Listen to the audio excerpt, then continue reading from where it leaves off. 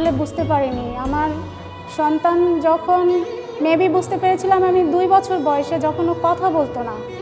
ওর main ইস্যুটাই হচ্ছে কথা না বলা। এই কথা না বলার কারণে আমি যখন ওকে ডাক্তার দেখাই, তখন ওকে অনেক ধরনের ট্রিটমেন্ট দেয়, মানে পরীক্ষা-নিরীক্ষা দেয়। দেওয়ার পরে আমি সে পরীক্ষা করাই, হিয়ারিং টেস্ট করাই, তারপরে গলা-টলা সব টেস্ট করার পরে ম্যাম বলল যে ওর তো সব ঠিক আছে, ওকে একটু বেশি বেশি কথা বলতে হবে ওর সাথে, ও কথা বলবে, দেরি হবে।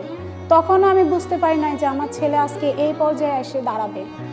তারপরে যখন দেখলাম যে না, কথা বলতেছেই না, তখন আবারও ডক্টরের শরণাপন্ন হইলাম। হওয়ার পরে বলল যে আপনি বাসায় থাকেন না গ্রামে থাকেন? পরে আমি বলছি আমি বাসাতেই থাকি। পরে বলছে আপনি যদি পারেন তাহলে গ্রামে চলে যান, ওর অনেক খোলামেলা পরিবেশ লাগবে, ইভেন ওর অনেক লোকজনের মাঝে রাখতে হবে।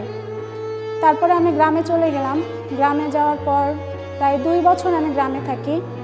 ওইখান থেকেই আমার ছেলে কথা বলা শিখলো, আর ওইখান থেকে ওর আচরণগত সমস্যা দেখা দিল। কথা বললো ঠিকই, কিন্তু ওর আচরণগুলো ভালো হলো না। তখন থেকেই বুঝলাম যে আমার ছেলে বিশেষ বাচ্চা হবে।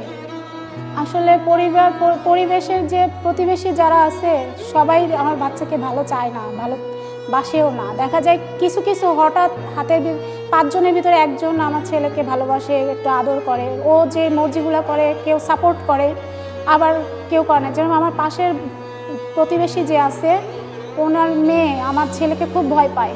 আমার ছেলেকে দেখলেই দৌড়ায় ঘরের ভিতরে চলে যায়। তখন আমি বলি মা, আমার ছেলে তো তোমাকে কিছু বলবে না।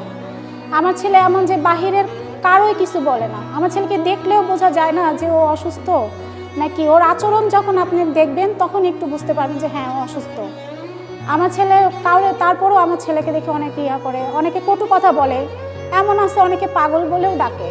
টেনশন তো হবেই, কারণ আমার অবর্তমানে আমার বাচ্চা কি হবে। আমি তো সবসময় টেনশন করি যে আমি যতদিন আসি আমি না ওকে সাপোর্ট দিয়ে রাখতে পারবো আমার কাছে, কিন্তু যখন আমি না থাকবো তখন আমার সন্তানের কি হবে, আমি তো সবসময় ভাবি। কিন্তু আমি চাই যে দেশে যেরকম এই বিশেষ বাচ্চা নিয়ে এত কিছু হচ্ছে, আমি চাই যে এইসব বিশেষ বাচ্চাদের যেন সরকার যেন করে যে মা বাবার অবর্তমানে ওদের যেন একটা থাকার জায়গা, একটু খাবারের প্রয়োজন যেন সরকার নিতে এই ধরনের কোনো ব্যবস্থা যেন করে।